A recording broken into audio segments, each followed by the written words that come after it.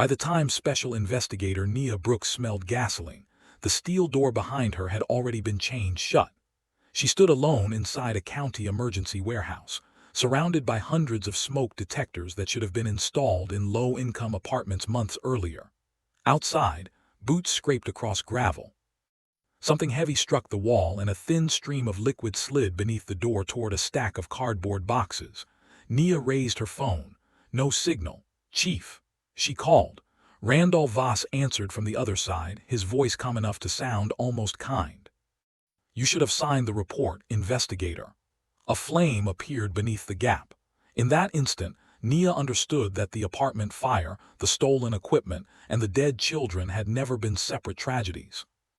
They were pieces of one operation, and the men outside were not trying to frighten her into silence. They were trying to make sure she never spoke again. 3 days earlier, Nia had arrived in Bellweather County under a storm-dark sky. Marston Towers, a 6-story apartment building near the abandoned textile district, was still smoking behind yellow tape. Families stood in the rain while firefighters carried out blackened mattresses and broken window frames. 2 children had died on the 4th floor, Isaiah Cole, 8, and his sister Brielle, 6. Nia read their names twice before entering the ruins. At 39, the Black State Investigator had examined hotel fires, factory explosions, and nursing home blazes. She had learned to keep grief from deciding what the evidence meant, because grief needed facts more than it needed promises. Wearing a dark field jacket and respirator, she photographed burn patterns, breaker panels, and the melted brackets where smoke detectors should have been. Fire Chief Randall Voss watched from the curb. He was a broad white man in his late 50s with a silver beard and 31 years of service. His portrait hung in City Hall, local diners, and the volunteer station. Reporters called him Bellwether's last dependable public servant. "Electrical fire," Voss told her. "Old wiring. It climbed the wall before anyone knew." "Who confirmed the point of origin?" "Captain Ellis." Nia checked the incident sheet. Ellis was off duty. Voss paused, then said Deputy Cole Mercer had done it. Mercer worked for the sheriff's office but volunteered with the fire department.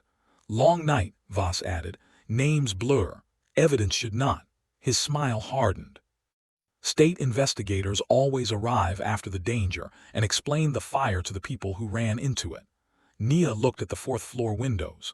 "Sometimes the danger is still here." The building had passed a full county inspection 6 weeks earlier.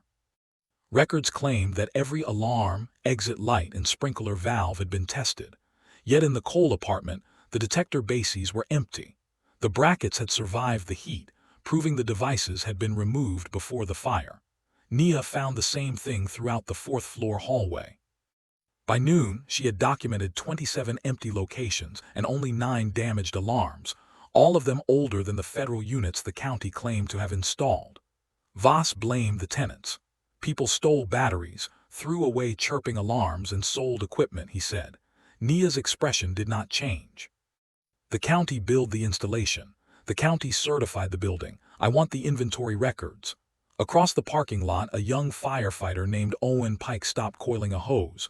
He was 26 and too new to hide his reaction. Voss noticed him too. "Pike, finish the east line." Owen lowered his eyes, but Nia wrote down his name. That evening, the county held a vigil in the high school gym. Nia normally avoided public memorials during active investigations, but the children's mother had asked to speak with her. Tasha Cole sat beneath the basketball scoreboard holding a framed school photograph. Her face looked emptied by exhaustion. "They said the alarms passed inspection," Tasha told her. "A man in a county jacket removed ours last winter. He promised to return with a new one." "Did he?" "No. The manager said the hallway system was enough." Tasha remembered a sheriff's patch on the man's pants. Nia found Deputy Mercer standing near Voss. Mercer was a muscular white man in his 40s with a shaved head and pale, watchful eyes. He admitted helping with the Marston inspection but claimed he had only carried supplies. "Smoke detectors," Nia asked, "could have been. Where were they stored?" "County Logistics Warehouse off Route 9. "Who had access?" "Chief Voss, Sheriff's Office, Emergency Management, maybe God." Mercer laughed. Nia opened her notebook. "You writing that down?" "I write down the parts people think are jokes." After the vigil, Owen Pike waited beside Nia's state vehicle. Rain dotted his fire jacket. "The alarms arrived last winter," he said quietly. "Hundreds of them, federal grant. We moved the pallets to the Route 9 warehouse. 3 days later, most were gone. Who signed them out?" Owen glanced toward the gym doors. "Deputy Mercer." Before he could say more, Voss stepped outside. Owen immediately walked away. "New firefighters get nervous around authority," Voss said. "Honest people often do." Voss leaned closer. "Be certain before you turn a tragedy into an accusation." Nia drove to her hotel and requested county procurement records. By midnight, the documents showed Bellweather had received 1,200 smoke detectors, 400 carbon monoxide alarms, emergency lights, and sprinkler controls through a federal safety grant. Marston Towers had been billed for 146 new detectors. The installation invoice came from Kellen Safety Solutions, owned by Voss's brother-in-law, Wade Kellen. The company had no active fire alarm contractor license. Voss had approved the payment anyway.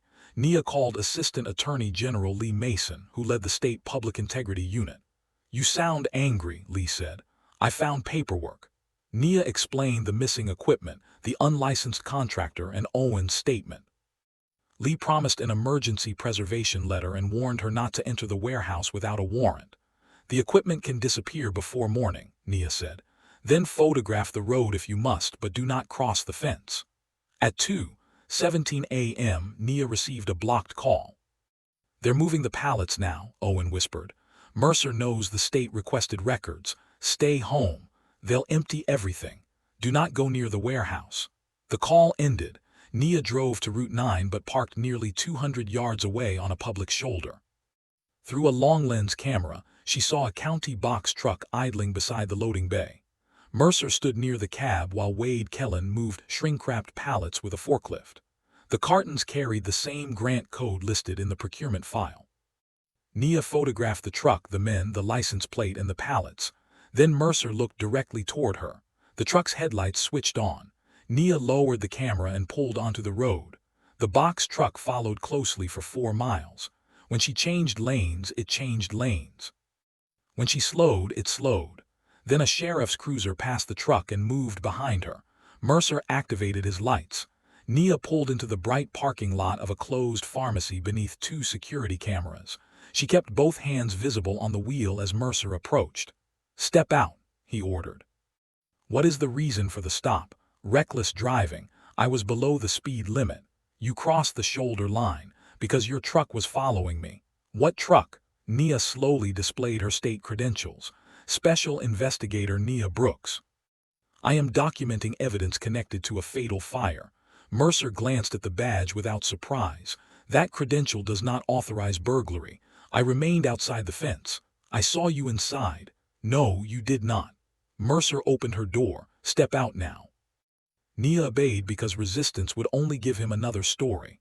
Mercer turned her toward the car, tightened one wrist in handcuffs, and removed her camera from the passenger seat. A second cruiser arrived.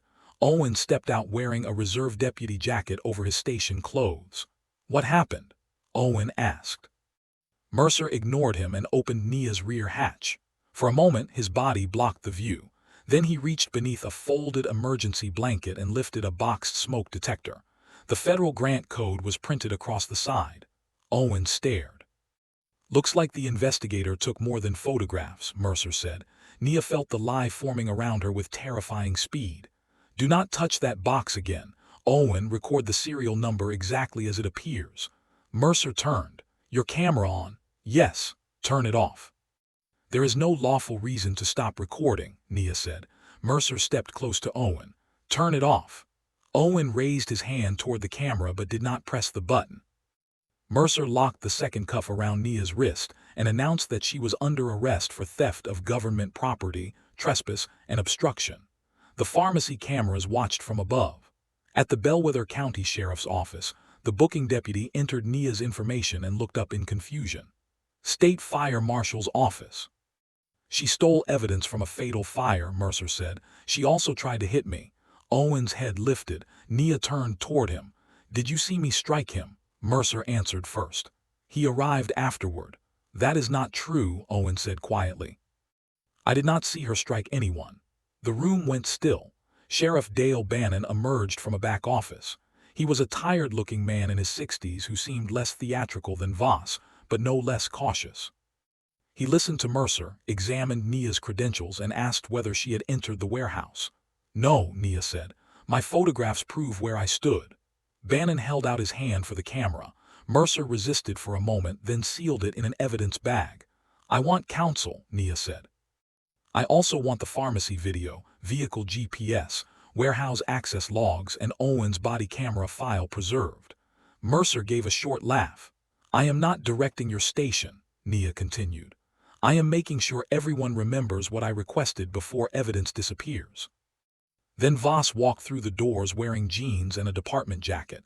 He did not look surprised to see her in handcuffs. "Terrible misunderstanding," he said. "You were moving federal equipment after midnight," Nia replied. "We were protecting it from a leaking roof. I photographed every pallet." Voss glanced at the sealed camera. "Then I'm sure the photographs will explain everything." His confidence told Nia the memory card would not survive the night. Bannon ordered her held while the county prosecutor reviewed charges. Voss and Mercer moved into a nearby office. Through the wall, Nia heard pieces of their conversation. "Delete the card. Too obvious." Then "corrupt it." And Pike, a chair scraped. "He'll remember who gave him a career." Nia sat alone in the interview room, her cuffed hands on a metal table. Her father's voice returned from 2 decades earlier. "Never confuse a uniform with character." Calvin Brooks had been a city firefighter. He died when a warehouse roof collapsed during a chemical blaze. The official report blamed an unpredictable structural failure. Years later, Nia discovered that the owner had paid an inspector to conceal illegal renovations. Her father entered a building that should have been condemned. No one went to prison. Nia built her career on the belief that a careful record could stop powerful people from rewriting disaster. Yet records did not protect themselves. Someone had to preserve them, and that person usually paid first. At 4 in the morning, Lee Mason arrived with 2 state agents. "Tell me everything," she said. Nia described the warehouse, the pursuit, and the detector planted in her vehicle. Lee's expression darkened. "Your camera bag was opened. The memory card is missing. Pharmacy footage. The owner's cloud account is locked. We are locating him. Owen's recording. The county server shows a file, but Voss restricted access." Nia leaned back. "The fire chief controls reserve deputy camera files. In Bellweather County, he apparently controls whatever no one stopped him from controlling." Lee added that the county was considering assault charges and that Nia's agency director had been notified.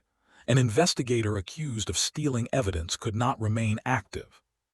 By sunrise, Nia was released without formal charges, but her badge, vehicle, and credentials were taken.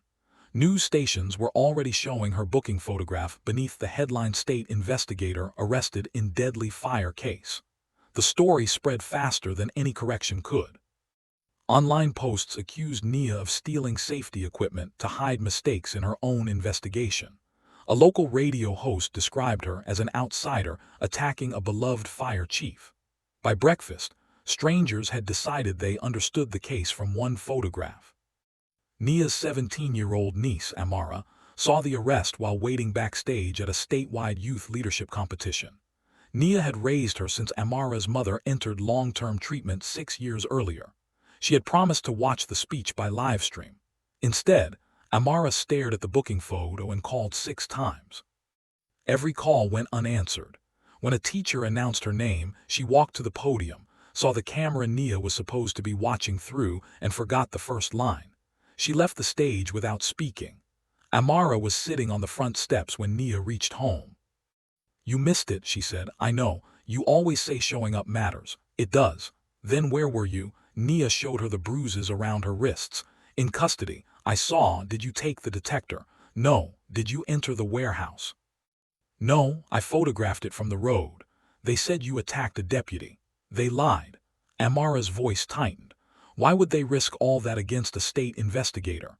"Because men who escaped consequences for smaller lies eventually stopped believing consequences existed."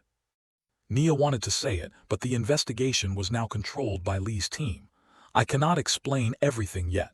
Amara laughed bitterly. That is what you say whenever the case matters more than the person waiting for you. She went inside before Nia could answer. Back in Bellweather, Owen Pike sat in his truck behind Station 1. Voss had helped him join the department after a reckless driving conviction nearly ended his application. Owen had treated that favor like a debt, and the debt grew every time he ignored something suspicious. Boxes moved without forms, fuel cards used at Kellen's workshop, inspection stickers signed before buildings were visited. He had called those things shortcuts because calling them crimes would have required him to act. Now 2 children were dead and an innocent woman had been framed. Owen contacted Lee through the number on her card. "I need protection before I speak," he said. "You need a lawyer." "I can't afford one. We can arrange counsel for a cooperating witness. Leave the station. Do not use a county vehicle." Before Owen could move, Mercer opened the passenger door of his truck. "Chief wants your statement corrected." "My statement is accurate." Mercer climbed in. Brooks came here looking for a headline. She twisted a supply mistake into corruption. "If outsiders criminalize every shortcut, this department closes." Children died. Children die in fires. Owen looked at him, not because alarms were sold. Mercer's face became still. "Be careful saying what you cannot prove." He grabbed Owen's wrist, then released it when an engine entered the lot.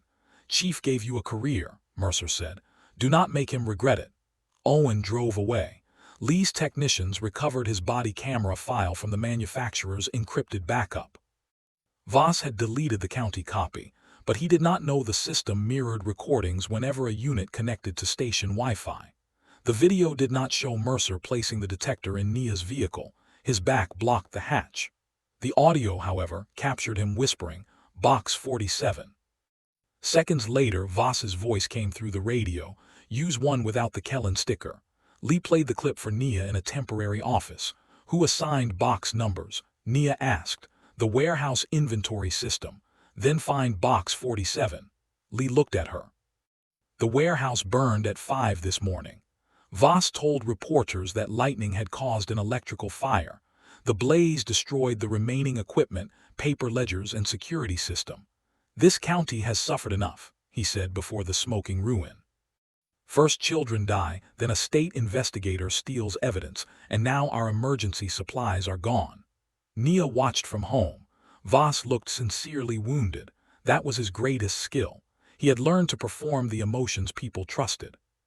The warehouse fire should have erased the inventory trail, but federal grant rules required the sprinkler system to report remotely.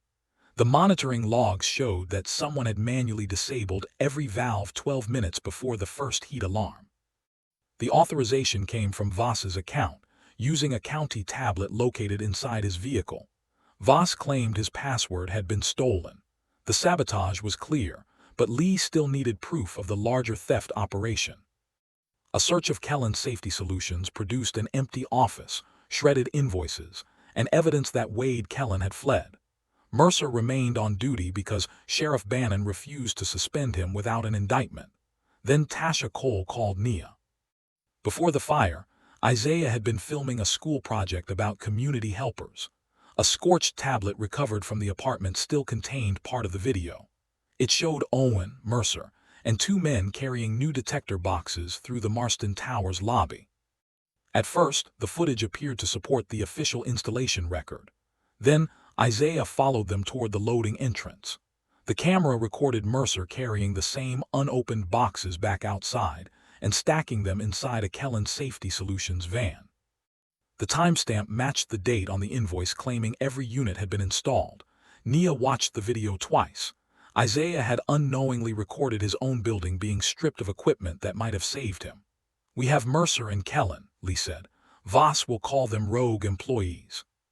Then prove he knew the building was unsafe." Mercer disappeared before agents could serve a search warrant. His cruiser was found near the river containing cash, blank inspection stickers, and a list of apartment complexes scheduled for upgrades. Amara's home address was written on the back. State officers were placed outside Nia's house. She told Amara to stay with her Aunt Denise. Amara packed in silence. "You said you did nothing wrong," she finally said. "I didn't. But danger keeps coming here." Nia understood then that she had mistaken carrying danger alone for protecting her family. The people who loved her still had to live beneath its shadow. "I should have told you I was leaving that night," Nia said. "I should have found another way to keep my promise." Amara looked at her. "Did you truly believe the equipment would disappear before morning?" "Yes." "Were you right?" "Yes." "Then I believe you." Amara zipped the suitcase. "But believing you does not mean I am not angry. You are allowed to be both." Amara let her hug her before leaving. The next break came from old license plate cameras installed along Route 9 after farm thefts. The system had been forgotten, but images remained archived by a regional insurance cooperative. They showed the Kellen truck leaving the county warehouse on 12 nights over 14 months and traveling to a private auction facility. Auction records revealed that detectors, emergency lights, sprinkler controls, and portable generators had been sold under false surplus declarations. Payments went to Civic Readiness Partners, a shell organization managed by Voss's daughter. Bank records showed how the scheme changed. At first, Voss used stolen funds to cover department debts after the county reduced its budget. He repaired an engine and purchased breathing equipment. That beginning would become his defense. He had broken rules to keep firefighters safe. But the sales continued after the debt was paid. Voss bought lake property. He financed Kellen's company. He transferred cash to Mercer. Lee still wanted proof that Voss knew Marston Towers had empty detector brackets and a closed sprinkler valve before the fatal blaze. Owen supplied it. 2 months before the fire, Voss ordered him to inspect the building. Owen documented missing alarms and recommended closing 2 floors until repairs were completed. Voss called him into the office and said the county could not afford hotels for the tenants. He promised the equipment would be installed the next morning and ordered Owen to mark the system operational. Owen obeyed. "Did you verify the repairs?" Lee asked. "No." "Why did you falsify the report?" "Because I wanted to believe the chief's promise more than I wanted to risk my job." The original draft had been deleted, but forensic analysts recovered it from a department tablet. The photographs showed empty brackets and a sealed sprinkler valve. Metadata showed Voss opened the file minutes before Owen changed it. Voss had known exactly what could happen. The state prepared arrest warrants. Before they could be served, his county vehicle was found outside the burned warehouse with keys inside and blood smeared across the steering wheel. Search teams entered the fields while local news stations suggested the chief had been attacked by the same criminal network he was supposedly trying to expose. Nia did not believe the scene. The blood was too visible, the abandoned vehicle too convenient. Voss was still directing the story. She remembered an old maintenance corridor on the warehouse blueprint. It led beneath the neighboring feed mill to a Cold War storm bunker. Agents entered the bunker before dawn and found cash, forged documents, and Wade Kellen tied to a chair. Kellen was alive, badly beaten and terrified. Mercer wanted the account passwords, he told Lee. Voss said he was going to solve the investigator problem. At that moment, the power failed outside Nia's house. The state officers outside Nia's house saw the streetlights die, but before they could check the transformer, Nia's phone rang from Amara's number. Mercer spoke. "Your niece is safe for now. Come to the Route 9 warehouse alone. If I see police, Voss's remaining records burn and the girl disappears with them." Nia's blood went cold. Amara was supposed to be at Denise's house. A text from Denise arrived seconds later. Amara never made it. Nia told the nearest state officer what Mercer had said. Lee ordered her not to go, but Nia knew Mercer expected surveillance. The agents formed a plan. Nia would drive visibly to the warehouse while tactical teams approached through the feed mill property and the old bunker corridor. The burned warehouse looked dead beneath the moon. Mercer met her at a side entrance, took her phone, searched her for a wire and forced her inside. Amara was not there. "You lied," Nia said. "She's tied up in Kellen's old van 10 miles away. You cooperate, I make the call that lets her out." Mercer led Nia past fire-damaged shelving into an untouched rear storage room. Hundreds of smoke detectors were stacked inside. Voss had moved one final reserve behind a false wall before burning the public warehouse floor. The cartons represented thousands of dollars, but more importantly, their serial numbers connected the grant records to the auction scheme. Voss stepped from the shadows. The blood in his abandoned vehicle had come from a bag used for training medical responders. He had never intended to vanish permanently. He wanted time to destroy the last physical evidence and create a story in which Mercer, Kellen, and Nia had all betrayed him. "You could have signed the electrical cause report," he told Nia. "The county would have mourned, the department would have survived, and no one else would have been hurt. Isaiah and Brielle were hurt." His face tightened. "I kept that department alive when no one would fund it. The first equipment sale bought air tanks. It repaired the engine that carried firefighters into burning homes.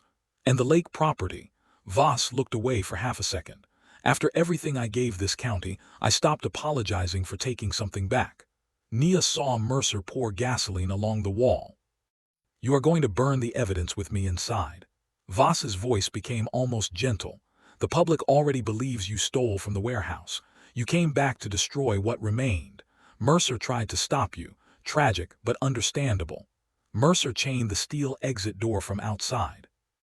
Voss followed him into the corridor. Nia called after them. "Where is Amara?" Mercer laughed. "She was never taken. We cloned the number. Your aunt's car had a flat tire. That's why she was late." Relief lasted less than a second. Gasoline began spreading beneath the door. Nia raised her phone out of instinct, but Mercer had left a signal jammer nearby. Then Voss spoke from outside. "You should have signed the report, Investigator."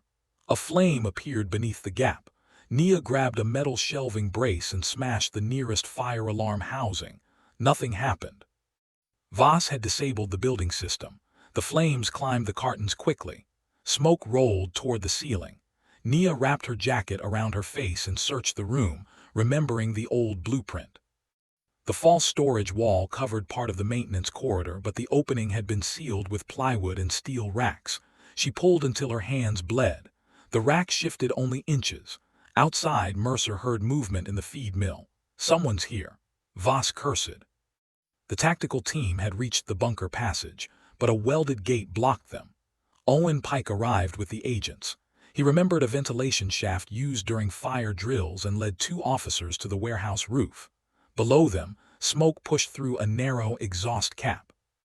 Inside, Nia climbed the shelving and struck the cap with the metal brace. Once, twice. On the third blow it moved. Owen heard it. "That's her." They cut through the roof panel as flames crossed the floor. An officer lowered a rescue line. Nia clipped it around herself seconds before the shelving collapsed into the fire. Mercer ran toward the highway. Voss remained beside the chained door, watching the roof as if he could still force the ending he had planned. Agents surrounded him. When they removed the chain and pulled him away, he looked at Nia being lowered onto the gravel. "She destroyed everything," he shouted. Lee stepped past him and pointed toward the tactical officers carrying sealed detector cartons from the hidden room. "No," she said. "You failed too." The preliminary hearing began 6 weeks later in a packed federal courtroom. Families from Marston Towers filled 3 rows. Bellweather firefighters sat behind them, some ashamed, some angry, and some still wearing small Voss support pins beneath their jackets. Nia entered in a dark green suit. She did not carry her state badge because the administrative review of her warehouse arrest had not formally closed. The theft and assault allegations were still collapsing one document at a time, but reputations were easier to damage than records were to correct. Voss's attorney described him as a desperate public servant abandoned by politicians. The first equipment sales, he argued, had paid for breathing apparatus, engine repairs, and firefighter overtime. Mercer, not Voss, had planted the detector. Kellen, not Voss, had hidden the profits. The warehouse fire was an attempt to conceal misconduct from a chief who had trusted the wrong men. Lee presented the evidence in sequence. The federal grant invoices, Isaiah's video, the license plate archive, the auction payments, Voss's remote shutdown of the sprinkler system, the deleted body camera file. The original Marston inspection, the false blood, seen the hidden detector room, and the recording captured by the tactical team, as Voss explained why Nia had to die. Mercer had accepted a cooperation agreement after learning that Voss planned to blame the entire scheme on him. He testified that Voss approved every shipment, chose which buildings would remain unprotected, and ordered Nia framed after seeing her photograph the warehouse. Then Owen Pike took the stand. He admitted falsifying the inspection that declared Marston Towers safe. He admitted that he had ignored missing supplies for months and nearly allowed Mercer's false arrest report to stand. Voss's attorney approached him. "You are testifying to save yourself." "Yes." "You lied in an official report." "Yes." "You stayed silent after 2 children died." Owen looked toward Tasha Cole. "Yes." "And now you want the court to call you courageous." "No, I want the court to call me what I was, a coward, but I also wanted to understand how this worked." Chief Voss did not need every firefighter or deputy to be corrupt. He only needed enough of us to be afraid. When Nia testified, Voss watched her without blinking. Lee asked why she had gone to the Warehouse Road before obtaining a warrant. "Because I believed evidence was being removed," Nia said. "Were you correct?" "Yes." "Did that belief give you permission to enter restricted property?" "No, I never entered it that night." "Did you steal the detector found in your vehicle?" "No." Voss's attorney stood for cross-examination. "You had the power of the state behind you, did you not?" "At the time of my arrest, my badge did not stop a deputy from planting evidence. But your position brought lawyers, agents, and immediate attention. This case became important because they targeted the wrong person." Nia looked toward the families. "No, it became visible because they targeted someone with access to resources that other victims never had. The wrongdoing was not greater because it happened to me. It was simply harder to bury." The attorney tried to interrupt, but the judge allowed her to continue. Isaiah and Brielle did not have investigators outside their home. Their mother did not have a public integrity lawyer answering at 4 in the morning. Tenants complained about missing alarms, and the people in charge ignored them because they believed poor families lacked the power to matter. That belief killed 2 children before it ever placed handcuffs on me. Voss lowered his eyes for the first time. The court ordered Voss, Mercer, and Kellen held for trial on charges including theft of federal property, fraud, conspiracy, obstruction, arson, civil rights violations, falsification of records, kidnapping, and attempted murder. The accusations against Nia were dismissed in open court. Her agency reinstated her the following morning. Independent teams re-inspected every building certified by Voss's department during the previous 5 years. They found missing alarms in 11 apartment complexes, closed sprinkler valves in 4 buildings, expired extinguishers in 3 schools, and false occupancy approvals in 2 nursing homes. 1 apartment block was evacuated after inspectors found overloaded wiring above a laundry room. A fire began there the following night. This time, every detector sounded, the sprinklers activated, and every resident escaped. Voss eventually pleaded guilty after prosecutors agreed to treat his daughter as a cooperating witness. Mercer was convicted at trial. Kellen received a reduced sentence for helping recover stolen funds, though the judge rejected his claim that he had only followed orders. Owen lost his certification for 2 years and pleaded guilty to falsifying the Marston report. He avoided prison because of his cooperation, but he was required to speak at fire service academies about the duty to intervene. Nia supported the sentence. Telling the truth late could still save lives, but late truth did not erase earlier silence. Sheriff Bannon resigned after an internal review found that he had ignored complaints about Mercer. Bellweather moved inspections under regional oversight. Every grant purchase was placed on a public digital ledger. New installations required serial number scans, photographs, tenant signatures, and automatic state confirmation. None of those reforms brought Isaiah or Brielle back. Tasha Cole attended every meeting anyway. Marston Towers was demolished months later. The city wanted to sell the land, but surviving tenants fought for a community safety center and affordable housing.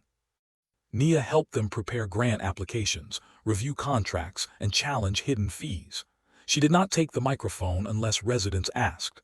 She had learned that helping people did not always mean standing in front of them. Amara came with her.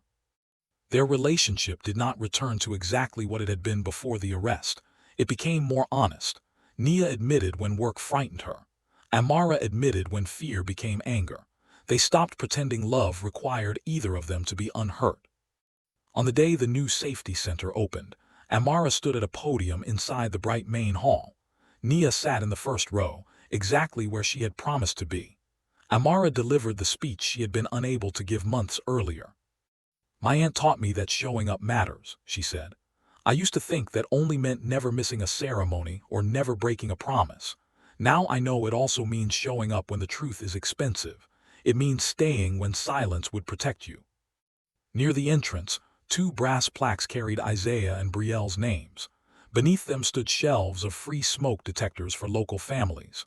Owen worked quietly at a table in the back, helping elderly residents complete installation forms.